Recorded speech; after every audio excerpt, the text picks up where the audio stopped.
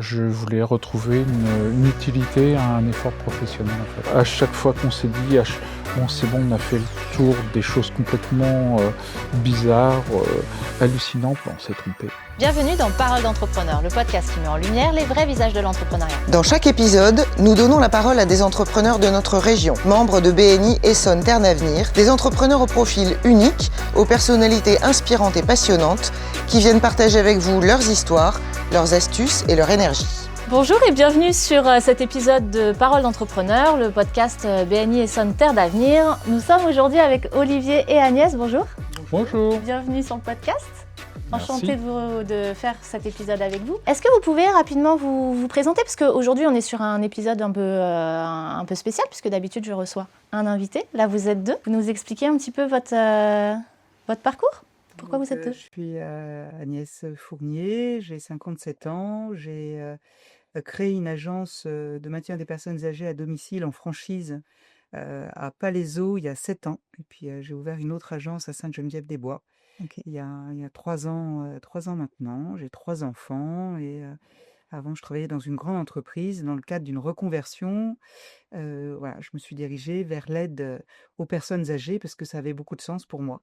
D'accord. Alors j'ai un parcours assez similaire. Olivier Rigaud, donc j'ai créé l'agence de Gif-sur-Yvette sur une zone qui est assez large, nous sommes voisins. Et je viens aussi d'une grande entreprise de laquelle je suis parti parce que je voulais retrouver une utilité à un effort professionnel en fait.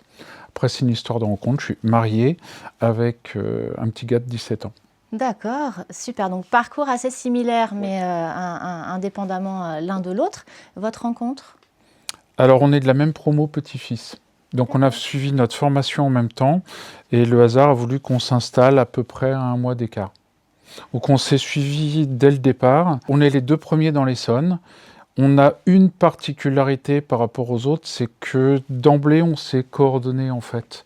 Donc on a été parmi les premiers à se coordonner tous les deux, à discuter, parfois à partager des auxiliaires, puisqu'on fait du maintien de personnes âgées à domicile. Donc c'est un petit peu comme ça, donc on a un parcours qui se suit. Je suis installé aussi depuis 7 ans. D'accord, donc l'entreprise c'est Petit-Fils. Ouais. C'est une franchise. Oui. D'accord. Qu'est-ce qui vous a donné envie de vous lancer dans l'entrepreneuriat par ce biais-là, par le biais d'une franchise? Alors moi, avant, j'étais franchiseur, hein, j'animais un réseau de franchises. Je trouve que c'est un très très bon moyen, en fait, pour ceux qui veulent entreprendre dans un domaine, de se débarrasser de tout ce qui est administratif. C'est un bon soutien en termes de communication, d'image, voilà. Et comme ça permet à la personne qui, en fait, vient quand même avec une passion, une envie, de se consacrer à ce qu'elle a envie de faire et de se débarrasser de tout ce qui est cadre, qui est en France un peu lourd, hein. Et si on peut nous aider là-dessus, c'est très très bien. Voilà, donc la franchise, c'est très bien. D'accord, donc c'est vraiment pour le côté soutien Exactement. et cadre du coup qui vous est donné pour se lancer pour ça. Exactement, c'est le même raisonnement. À savoir que moi je venais pas du tout de franchiseur. Par contre, j'avais envie de lancer mon entreprise, mais se lancer comme ça, plonger comme ça dans le grand bain sans aucune aide, sans aucun repère, me paraissait relativement risqué. Et effectivement, vu de l'extérieur, la franchise accompagne. Alors pourquoi petit-fils? Au salon de la franchise, en se baladant entre les différents stands, c'est une histoire de personnes, en fait, de rencontres et de personnes, avec les deux franchiseurs, les deux créateurs, Pierre et Damien à l'origine, où en parlant, on s'est trouvé des valeurs communes. Ils ont plutôt réinventé le bon sens dans un monde administrativement relativement compliqué. Et en plus, la franchise continue à vous aider tout au long du parcours professionnel. On a, si on est entre guillemets seul dans notre zone, pour pas se marcher sur les pieds, on peut avoir affaire à un certain nombre d'acteurs qu'on peut appeler et qui vont nous aider dans différents domaines. Donc on n'est jamais isolé. D'accord, donc vous avez chacun votre agence, vous fonctionnez de manière assez similaire, vous l'avez expliqué. Vous avez une équipe avec vous?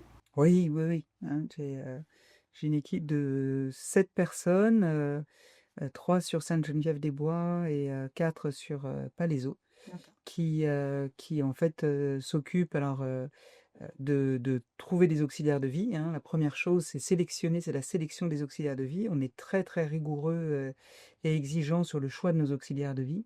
Elles doivent être et diplômées et avoir 3 ans d'expérience. C'est deux choses différentes. Mhm. On sait tous que le diplôme, ça montre notre volonté de faire un métier, hein, et de prendre l'expérience, rien remplace l'expérience. Et la spécificité pour ces auxiliaires de vie, c'est qu'elles sont seules au domicile auprès de personnes âgées. Et l'expérience, ça donne en fait, la sécurité pour accompagner ces personnes âgées, hein, donc voilà. Et du sommeil pour nous. Aussi. Ouais, alors après, c'est exactement ça. En fait, Petit-Fils nous donne des indications sur la manière de structurer nos agences. Nous, on est 4, mais on n'a pas tout à fait le même profil de clientèle. C'est pas tout à fait les mêmes missions, donc j'ai besoin de moins de personnes en fait D'accord. pour faire ce qu'on appelle la coordination, c'est-à-dire la mise en relation des bénéficiaires avec les auxiliaires, et puis tout le suivi qui va avec derrière, qui est très important pour que la mission se lise bien et se passe au mieux. D'accord, parce que quand tu dis que du coup ce ne sont pas les mêmes missions, enfin, vous n'avez pas les mêmes services, Alors, quels sont vos... On a un panel de services, on fait 5 grandes missions, mais c'est que surtout, on peut avoir des missions en nombre d'heures de présence auprès des gens qui n'est pas la même. Donc on peut avoir des petites missions tout aussi importantes, mais de 2 heures par semaine, comme des 24 heures sur 24 ou des 7 jours sur 7. D'accord. J'ai plutôt ça. Donc en fait, ça demande moins de personnes pour de la coordination, parce que les auxiliaires restent plus longtemps chez la même personne. Donc on a moins besoin de faire de rotation en fait. Et donc, quoi, j'ai parlé donc d'un rôle clé qui est la personne qui sélectionne les auxiliaires de vie. Les autres personnes qui sont dans les agences sont des responsables de secteur qui vont voir les familles, hein, en rendez-vous d'évaluation, qui en fait définissent le besoin auprès de la personne âgée avec la famille et la personne âgée. C'est juste la personne âgée est juste au centre de l'attention, hein. Et après, en fonction du besoin, on cherche l'auxiliaire de vie qui va correspondre et on met en place un planning et ensuite on suit ce planning, ce qu'on assure bien entendu la continuité des interventions, les remplacements, et on est toujours très attentif. On fait un suivi au début de la mission, tout très intense le premier mois, et après on passe tous les 6 mois, au moins tous les 6 mois, souvent plus, voir la famille pour faire un point avec elle. D'accord. Ouais, c'est ça, au moins tous les 6 mois. Et puis après, il ne faut pas oublier le côté auxiliaire. L'idée, c'est quand même de prendre autant soin des auxiliaires que des bénéficiaires. Et donc, effectivement, on fait aussi le suivi côté auxiliaire pour savoir comment elles vont, si elles rencontrent des problèmes, et ainsi de suite. Et donc les auxiliaires, on a une 40aine d'auxiliaires par agence. D'accord, ok. Oui, c'est à peu près ça. Ça fait grosse équipe. Pas mal, Ouais. c'est pas mal, c'est chouette. Ça fait une belle Ouais, c'est équipe. chouette. Et est-ce que, alors parce que vous fonctionnez en duo, on va revenir après sur le parcours entrepreneurial, les challenges qui vont avec et tout, mais est-ce que vous estimez que c'est une force de pouvoir le faire en duo, même si vous avez chacun votre entité? Est-ce que vous... Alors c'est comme ça qu'on le conçoit tous les deux. C'est une vraie force, ça a été une vraie force dès le début, parce que en fait, être chef d'entreprise, même d'une petite entreprise, hein, parce qu'on est tout petit, hein, Mmh. et en fait, un chef d'entreprise est très seul, hein. On a voilà, donc d'avoir été 2 quand on s'est lancé, c'était bien. On avait aussi un autre camarade qui était Anthony, Nicolas, avec qui on a beaucoup œuvré ensemble. Et puis après, maintenant il y a 8 agences Petit-Fils en Essonne, D'accord. et on a accueilli à chaque fois les 8 autres franchisés avec et aujourd'hui la team Essonne, on s'appelle la team Essonne. On fonctionne très bien ensemble. Par exemple, la fin d'année, on va faire la soirée de fin d'année, on l'a fait avec toutes les agences de l'Essonne. Et On les a équipes. Et les équipes, on a un WhatsApp Team Essonne, on fait tout ensemble, et c'est juste pour nous essentiel. Au départ, on a quand même fait un petit peu peur aux franchiseurs qui nous disaient « vous allez vous engueuler au bout d'un moment, tout, etc. etc. » Et non. Donc en fait, on a été un petit peu moteur là-dessus. Ça n'existait pas trop des coordinations comme ça dans le reste de la France. Maintenant, oui. Il y a un paramètre dont on n'a pas parlé, c'est quand même un métier de tension.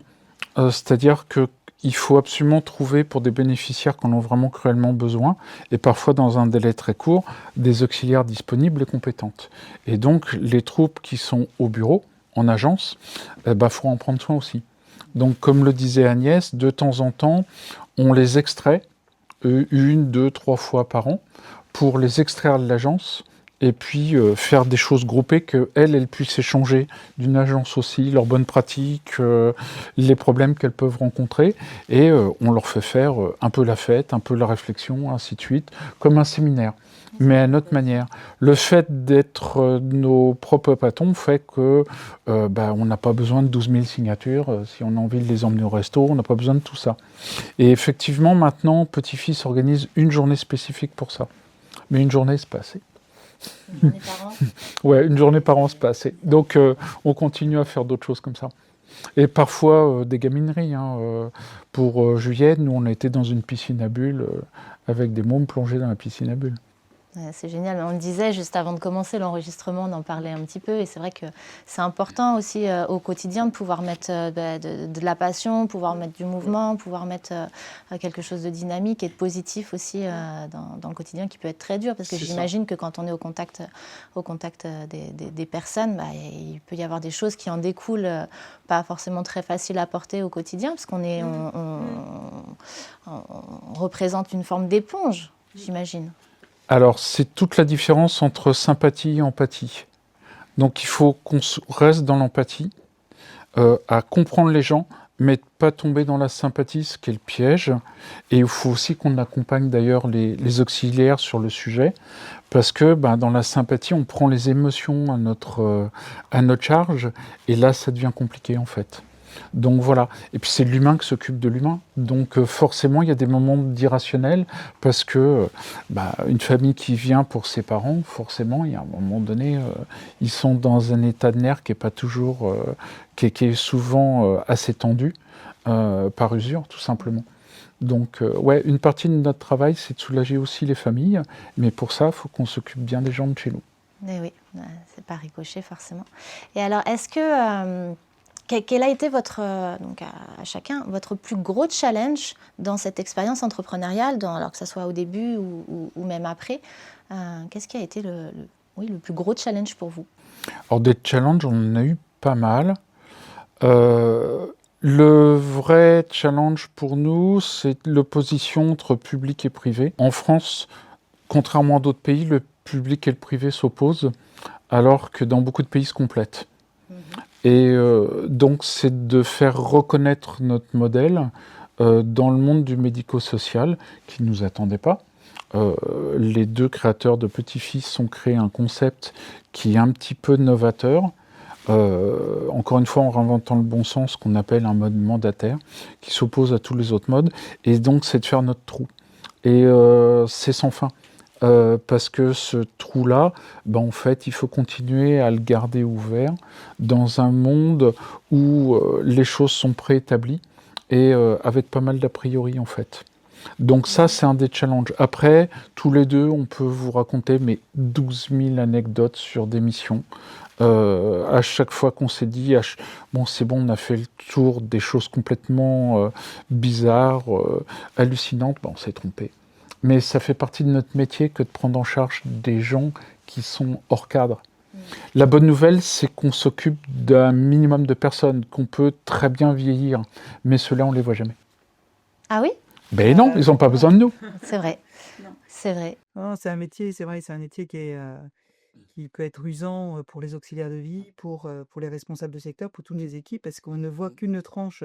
Non, c'est une bonne nouvelle. En fait, il y a quand même une majorité de personnes qui vieillissent bien, hein, qui vieillissent en bonne santé. Et bon, bien entendu, il y a un moment où les choses se dégradent, hein, et l'inexorable arrive, mais en majorité, nous, on est confrontés que aux personnes qui en ont besoin. Voilà. Donc, et c'est ce qu'on dit d'ailleurs aux auxiliaires de vie et à nos équipes, hein. C'est si on vient vers nous, c'est qu'il y a un besoin. C'est que les familles sont fatiguées, n'en peuvent plus de la personne âgée qui peut être, des personnes âgées ne sont pas toutes très sympathiques, hein.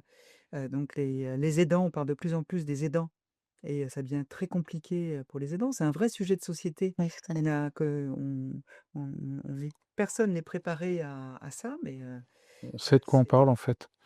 ouais, c'est vraiment un sujet usant auquel on n'est pas préparé. Hem On parlait tout à l'heure de en fait, les personnes âgées, ce qu'il y a une notion de mise en sécurité qui, pour moi, n'est pas la bonne réponse. On l'a vu avec la période de covid, Mhm. on s'est tous, cloîtrés là, on était en sécurité, sauf que on voit bien les désastres, psychologiques que ça a entraîné derrière, aussi bien Isolement. sur les jeunes que sur les personnes âgées, hein, avec, la réponse n'est pas là, n'est pas en fait, la réponse, je pense, que c'est que vivre, c'est avoir des projets, c'est donner de la perspective et c'est ça qu'on doit apporter à chacun et c'est un vrai sujet de société et auquel on n'a pas la bonne réponse pour l'instant. Donc nous, on ouais, les auxiliaires de vie, c'est apporter, bien entendu, un cadre solide avec de l'expérience. C'est aussi apporter la vie, c'est aussi apporter des rayons de soleil.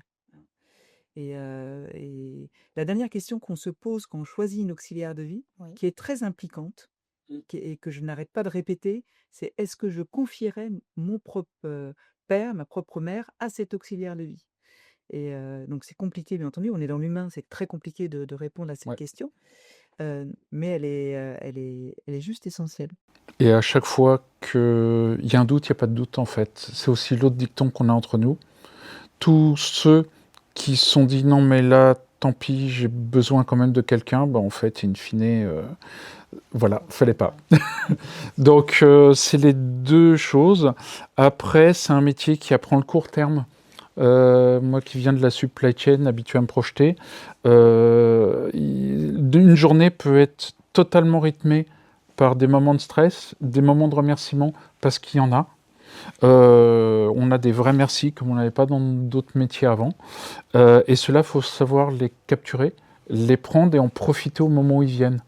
Et pas les oublier. C'est-à-dire que nos ennuis, les familles un peu, les missions un petit peu toxiques, peuvent prendre une grande partie du cerveau, mais il ne faut pas oublier le reste en fait. C'est vraiment le petit truc en disant, oh là, là on a fait plein de choses qui se sont bien passées aussi. Alors justement, tu parlais d'anecdotes. J'ai très envie de savoir. J'aime les histoires positives, les belles histoires. Est-ce que vous avez en tête une histoire magnifique liée à votre... Alors une histoire, assez simple et qui est quand même magnifique, hein, c'est une personne âgée en fait qui se renouvelle assez souvent. C'est qu'en fait, souvent les familles, nous appellent et disent: «Mais de toute façon maman ne veut pas, c'est un truc, c'est pas possible». Donc on arrive avec l'auxiliaire de vie chez une personne âgée qui était une ancienne agricultrice et qui était complètement fermée, mais un truc, c'était affreux. L'auxiliaire de vie était là, on était tous, et heu et en fait, la relation, ce qu'on dit souvent en famille, c'est que la relation s'est nouée et une vraie relation humaine s'est nouée entre cet auxiliaire de vie et cette personne âgée et en fait, l'auxiliaire de vie a accompagné la personne âgée qui est partie et qui a fini par partir en EHPAD. Parce qu'il y a un moment, en fait, quand la perte de dépendance est trop importante et qu'il y a des problèmes cognitifs, trop importants et que le domicile n'est vraiment plus adapté. Il y a eu un départ en EHPAD, mais l'auxiliaire de vie a continué jusqu'au bout, jusqu'au bout, à accompagner, cette personne âgée,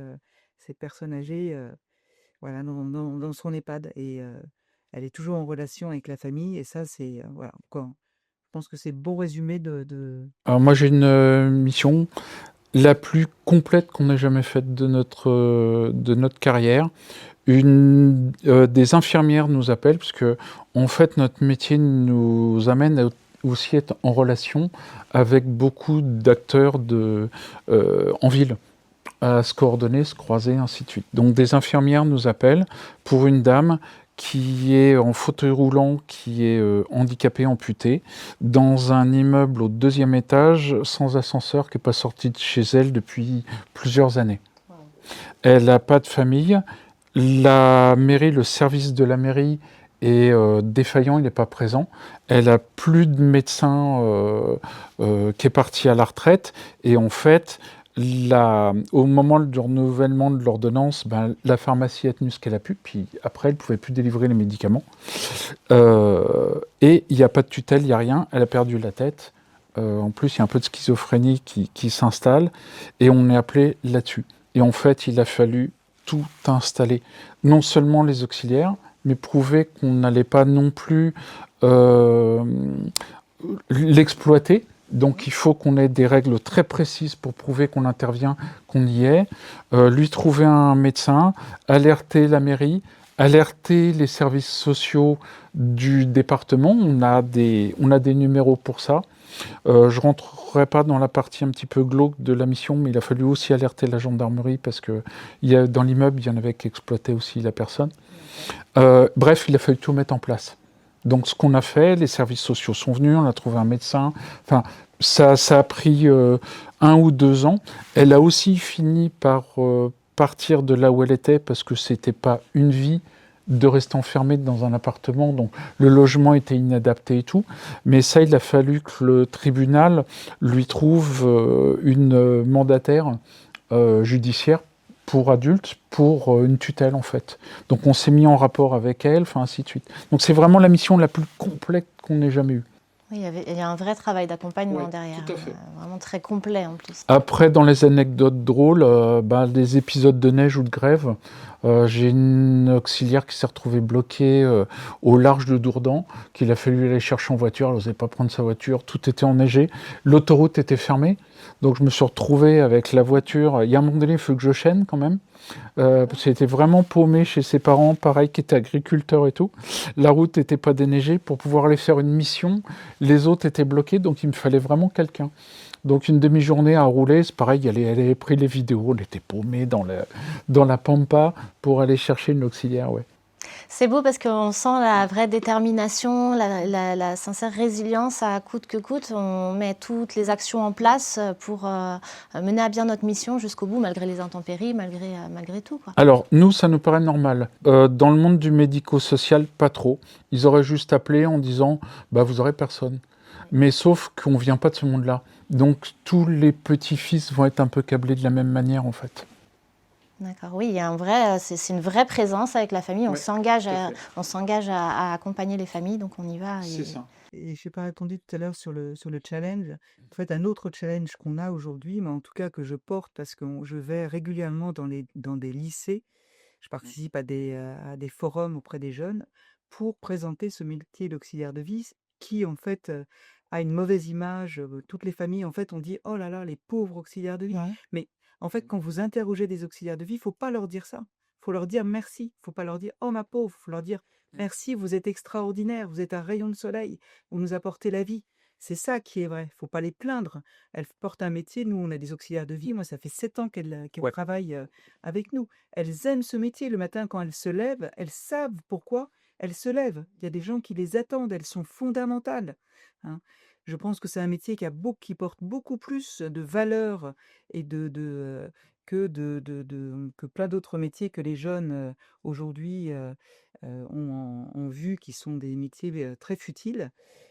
Et c'est des vrais métiers où en fait, on a une vraie foi et on peut le gérer comme on veut. En plus, c'est un métier très féminin. Je pense qu'il faudrait que les hommes s'orientent vers ce métier, osent aller vers ce métier, parce que on a quelques hommes qui travaillent avec nous et c'est encore une fois, ça fait ressortir en eux valeurs, toutes leurs valeurs. Il Qui faut passe vraiment. très très bien.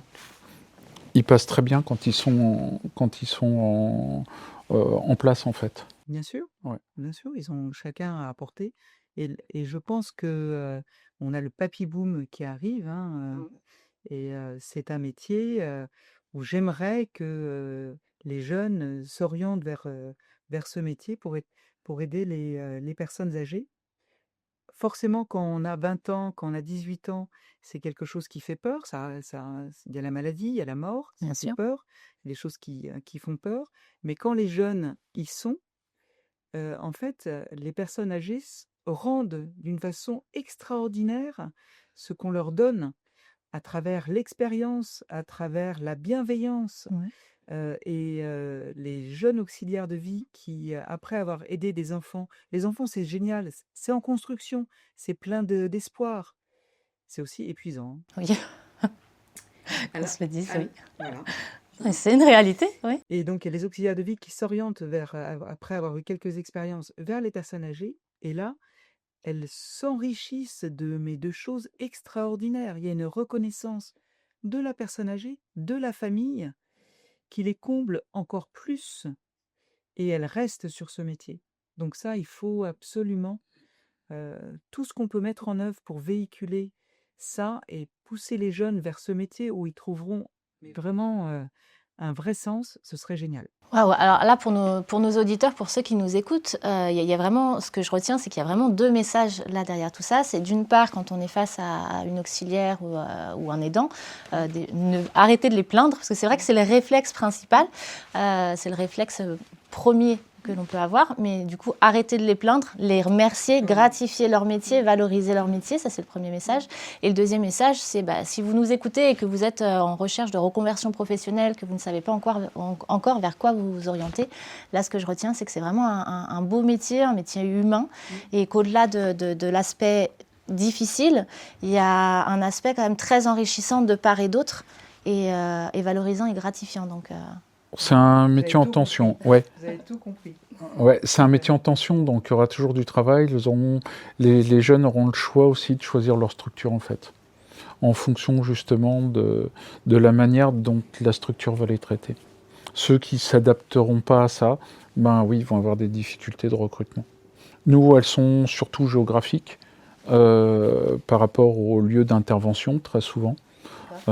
Parce que là aussi on les zone, donc on leur fait pas faire les pieds au mur en termes de trajet, ce serait ridicule. Mais voilà. d'accord. Est-ce que si un de nos auditeurs nous écoute et se dit tiens, ça pourrait m'intéresser, est-ce que ces personnes-là peuvent vous contacter directement, et auquel cas on mettra bien entendu Alors, toutes les infos. on répond très, très, très souvent à des personnes qui veulent se reconvertir sur Oui. ce métier. Pour nous, en fait, c'est important d'être formé et d'avoir de l'expérience. Donc, il y a plein de formations hein, qui leur permettent de passer le diplôme. Et après, elles ne pourront pas intervenir au domicile tout de suite. Il leur faudra pour nous 3 ans d'expérience. Mais c'est pas grave si elles ne viennent pas tout de suite chez Petit-Fils. Il y a plein d'autres structures qui peuvent, au début, c'est pas mal de se former d'abord en équipe, hein, d'aller en établissement au début, parce que d'avoir la vision de l'équipe qui peut accompagner, c'est quand même pas mal d'aller en établissement au début et puis après d'aller au domicile. Tout ce qui peut arriver au domicile, dans ces cas-là, sera déjà connu, déjà vécu. Oui. Donc en fait, c'est pas qu'il arrive à chaque fois des choses abominables, mais si jamais ça doit arriver, une chute, quelqu'un qui s'étrangle en allant de travers, en fait, ce sera déjà quelque chose de connu, et au lieu de passer dans un mode affolé, elle saura comment réagir parce qu'elle l'aura déjà vécu, en fait. C'est des choses comme ça, toutes bêtes, mais quand vous êtes seul au domicile, vous pouvez pas appeler quelqu'un en disant je fais quoi là voilà. Il faut être paré à tout. Ouais, ça arrive pas tout le temps, hein, mais il suffit d'une fois en fait. Ouais. Donc voilà. Mais oui, il faut pas oublier notre rôle de conseil. On a vis-à-vis des familles aussi. Plus ça va, plus on s'occupe des gens et des aidants. Quand on a commencé, les aidants, le terme existait à peine. Alors qu'aujourd'hui, on s'aperçoit que finalement, ce sont des gens qui peuvent vulgairement prendre très cher. Et donc, plus ça va, plus on passe du temps auprès des aidants pour les conseiller, pour leur indiquer les choses. On a une liste très souvent comme ça de contacts vers qui les orienter pour telle ou telle chose, une salle de bain à rénover, des aides à obtenir, ainsi de suite. Vous chouchoutez tout le monde. Voilà. Alors, on va revenir un petit peu sur le côté entrepreneuriat. Dans votre quotidien de chef d'entreprise, de dirigeant, qu'est-ce que vous préférez le plus? Qu'est-ce qui vous anime le plus? Moi, c'est d'être en contact avec les familles. Maintenant, je m'en suis éloignée parce que je fais faire, hein, c'est ça quand on grandit, voilà, mais je suis encore une 16 familles et ce qu'il y a d'extraordinaire, quoi, c'est les premiers rendez-vous, les rendez-vous d'évaluation, le premier coup de fil.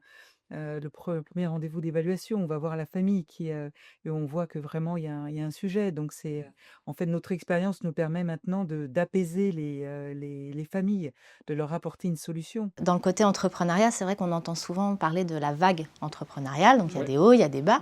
Est-ce que vous avez un leitmotiv, une phrase que vous vous répétez pour vous remotiver quand vous traversez les bas, justement? Alors un leitmotiv, non. C'est vrai qu'on est un métier d'ascenseur émotionnel, hein. Il y a des moments extraordinaires et des moments très pas faciles, hein. Euh, non, on n'a pas Ouais, de j'ai pas leitmotiv. spécialement de leitmotiv. Par contre, on a un WhatsApp et on partage. Donc les autres vont répondre très vite. On peut se faire des déjeuners entre nous, on peut se faire tout un tas de trucs. Si mes troupes n'ont pas le moral, je les extrais. Je ferme l'agence une demi-journée. Le temps du déjeuner, on s'extrait de l'endroit où on est en fait. Donc voilà. Mais dans la journée, il peut y avoir des bons et des mauvais moments. Il y a une petite particularité dans notre métier qui est le vendredi fin d'après-midi, où on peut avoir des hôpitaux. On en a un en commun qui est à Paris-Saclay et qui peut relâcher des gens brutalement vers 17h. Il faut le savoir. Donc oui, on peut avoir des fins de semaine qui peuvent être un petit peu speed. Mais voilà. Mais sinon, oui, c'est plutôt des partages entre nous quand il y en a un des 8 qui a un petit coup de mou ou qui a quelque chose, une frustration, une mission, une famille qui est un petit peu stressée, un peu énervée. Ouais, il y a souvent du partage dans ces cas-là. Si vous aviez un mot pour définir votre parcours entrepreneurial? Faut être constant. La constance. Ouais, faut être constant dans l'effort. C'est comme un bateau. Si on remet un petit truc au jour ou au lendemain, le lendemain on en aura 2 fois plus, puis ainsi de suite. Donc faut être franchement constant dès le départ. Donc dès le départ, il y a une routine un peu tous les jours, toutes les semaines. Même si ça paraît ridicule, faut s'y tenir. Parce que quand la vague de demande arrive, ben, cette routine est installée et on n'aura plus le retard à récupérer en fait. Et moi, c'est l'implication. Constance et implication. Ça résume bien, je trouve, tout ce que vous partagez depuis tout à l'heure. Et alors, c'est une question que j'aime beaucoup poser parce que c'est vrai que l'entrepreneuriat, je l'ai dit tout à l'heure, il y a des hauts, il y a des bas, c'est pas toujours facile, même si on aime énormément notre métier. On prend la casquette très technique qui est associée à notre métier, mais on prend aussi la casquette de chef d'entreprise avec tout ce qui va avec. On sait qu'on se lance souvent avec des peurs, avec des craintes. Est-ce que vous aviez des peurs, des craintes avant de vous lancer et que vous avez totalement balayé depuis? Alors moi, j'avais des peurs, j'avais des craintes. Par contre, j'avais une détermination et de la passion. J'ai toujours des peurs et des craintes, hein. Je suis jamais, j'ai tout le temps, j'ai tout le temps, je suis pas à 100% sûr, je remets tout le temps en question. Non, non, et ça, c'est le chef d'entreprise. Et c'est vrai que au sein au sein de Petit-Fils, d'avoir cette équipe d'Essonne, c'est bien. D'avoir aussi le BNI, hein, c'est vrai que le BNI apporte un vrai soutien, d'avoir un groupe d'entrepreneurs autour de nous. Parce que au sein de la team Essonne, Petit-Fils, c'est bien, mais on est dans le même métier. D'avoir d'autres chefs d'entreprise avec une autre largeur, ça permet de discuter, de se confronter avec beaucoup d'écoute, de bienveillance, et ça fait du bien. Tout ce qui peut rompre la solitude du chef d'entreprise, et après la décision, on la prend toujours tout seul. Donc c'est là où c'est... Ouais, il y a toujours cette, non, cette peur, mais c'est aussi ce qui fait avancer, d'avoir des doutes. Alors je dirais que c'est pas les mêmes peurs que dans une grande entreprise dont on vient, en fait. Donc Oui. elles sont beaucoup plus cohérentes par rapport à notre activité. J'ai pas la peur de me faire virer en fin d'année pour que l'action grimpe, en fait. Voilà. Donc c'est des choses où on est dans une inquiétude, mais une inquiétude opérationnelle. Pas une inquiétude liée à de la politique ou des choses comme ça. Donc c'est un petit peu différent. Après, on s'est lancé grâce à la franchise, on avait quand même beaucoup de réponses à l'avance, mais qu'il fallait concrétiser. Voilà, on est toujours dans une espèce de petite inquiétude, parce qu'encore une fois, ben, l'humain peut y avoir des petits grains de sable qui font que le moment où on est en train de se détendre, il peut être un petit peu gâché par ça. Voilà. Mais effectivement, on a pas mal d'outils pour ça. Après, j'ai une chance par rapport à Agnès, c'est d'être installé en pépinière d'entreprise. Donc dès le départ, je n'étais pas totalement tout seul, mais ça vaut pas les relations qu'on a mis en place avec le BNI. Alors, je suis du bol, je me lève tôt. Donc, par principe, j'ai pas ce problème-là. Mais les réunions du vendredi, ouais, c'est une sacrée belle respiration, en fait. Parce qu'on se retrouve, parce qu'il y a de la bienveillance. On va chercher aussi du savoir-faire qu'on n'a pas entre nous. Des compétences qu'on n'a pas. Il y a beaucoup d'échanges, donc ouais, c'est une vraie valeur ajoutée par rapport à ça. Ceux qui ne sont pas en franchise, c'est encore un peu plus parce qu'ils sont vraiment, pour le coup, tout seuls. Mais oui, ça, c'est des choses qui aident beaucoup, en fait. Ouais, tout à fait. Alors justement, vous parlez du BNI. Depuis combien d'années vous faites partie du BNI et de quel BNI faites-vous partie? Parce que vous ne faites pas partie du même groupe. Non. On peut pas. Ben non. Moi, je fais partie de Very Business et ça fait 1 an et demi que je fais partie de Very Business. Ouais. Alors, comment on fait les choses en parallèle sans le vouloir en même temps? 1 an et demi aussi à Saclay de Cap Expansion. Ah oui, vous êtes synchro c'est jusqu'à pas l'inscription, volontaire. jusqu'à l'adhésion. Ouais, non, c'est des groupes. L'avantage du BNI, c'est que c'est franchement pluridisciplinaire, volontairement. Mais pour le coup, ouais, c'est une vraie valeur ajoutée, en fait. Et en termes de business, là ça fait 1 an et demi, vous avez quand même 1 an et demi de recul derrière vous. En termes de business, est-ce que vous verriez, enfin, est-ce que vous allez renouveler, parce que ça fait 1 an et demi, est-ce que vous allez renouveler? Et pourquoi? Qu'est-ce qui vous donne envie de renouveler? C'est dans 6 mois, je ne me suis pas encore posé la question, mais oui, je pense que je vais renouveler. En termes de business, ça a apporté quelques prospects et quelques familles à accompagner, plus sur la totalité de l'Essonne que juste sur mon secteur. Donc ça, c'est bien, mais je pense que vraiment, c'est quelque chose qu'il faut. Bon, en fait, c'est comme tout, hein. Quand on a commencé, moi, pour avoir. C'est long, hein, de faire son trou. Et puis ça apporte, c'est une chose que je vais chercher, mais c'est aussi alors là, on est en train de créer la complémentarité, par rapport à mon activité. Donc c'est bien, il y a quelqu'un qui s'occupe, qui est spécialisé dans le ménage qui va arriver, donc ça va permettre, de compléter l'activité. Après, c'est pas que ça qu'on va chercher. Moi, ça m'a apporté beaucoup d'aide sur, les métiers qui sont au BNI, donc des plombiers qui sont allés dépanner des personnes âgées, des personnes qui voilà, donc d'autres choses qui apportent des solutions dans notre activité, sans apporter du business. Alors, c'est exactement ça. Quand on va chez les gens, des fois, on va dans des endroits où il y a des vrais drames. Avec parfois des auxiliaires en direct ou des artisans qui sont arrivés, qui ont fait des détournements d'argent, qui ont fait des arnaques. Nous, on va arriver chez des personnes qui peuvent avoir des fuites, une toiture qui va pas, l'électricité avec des choses qui vont pas non plus, et bien d'autres choses. Le BNI apporte des personnes fiables en termes de devis, en termes de respect des règles de l'art, en termes de respect des délais, ainsi de suite. Donc en fait, on délègue notre crédibilité à des gens crédibles. Ce qui, dans notre métier, est absolument essentiel. Et pour le coup, oui, grâce au BNI, en fait, on gagne en crédibilité indirectement. Des professionnels sur lesquels Tout on à peut fait. compter, Ouais. sur lesquels on peut se reposer. Tout à fait. On arrive à la fin de cet épisode. C'est toujours la dernière question que je pose parce que un entrepreneur, il a souvent de nouvelles idées, il doit se réinventer aussi souvent pour innover. Qu'est-ce qu'on peut vous souhaiter? Quelle est la suite? Quelle est la prochaine étape? La prochaine étape, pour moi, c'est, de parfaire l'animation des auxiliaires de vie pour encore mieux les accompagner. Hein, on crée, là, vendredi, on a fait l'anniversaire, des 3 derniers mois, on les a rassemblés en équipe.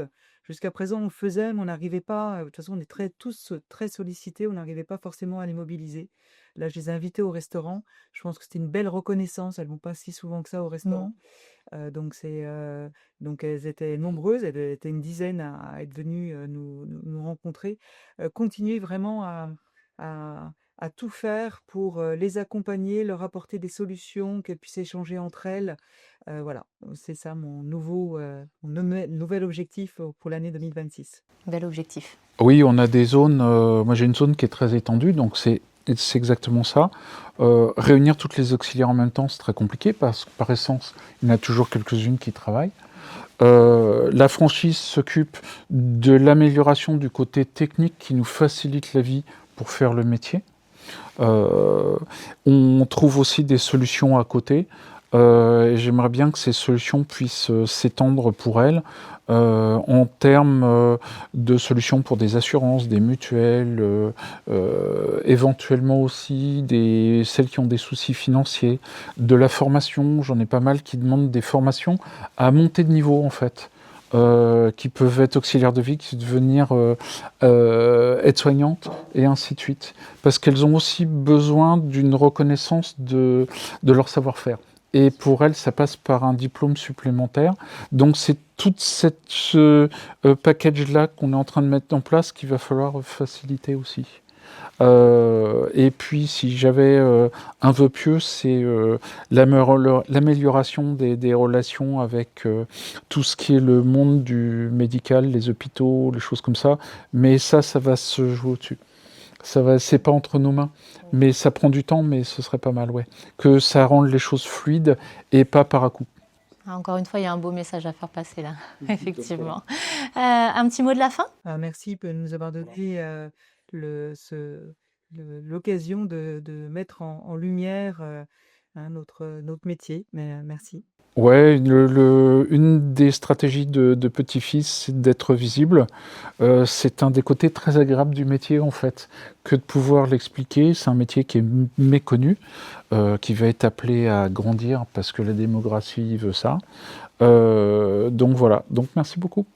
Merci à vous, moi aussi c'était un plaisir de vous avoir sur cet épisode, d'autant que ça m'a permis, en tout cas moi, donc j'espère que les auditeurs aussi, ça m'a permis de mieux comprendre, de mieux me mettre à la place aussi des aidants, des familles, et puis moi ce que je retiens aussi surtout c'est la beauté du métier, porter vraiment sur l'humain et votre résilience à chacun, votre détermination à accomplir votre mission, et pour les aidants et pour les familles. Donc bravo à vous et merci beaucoup.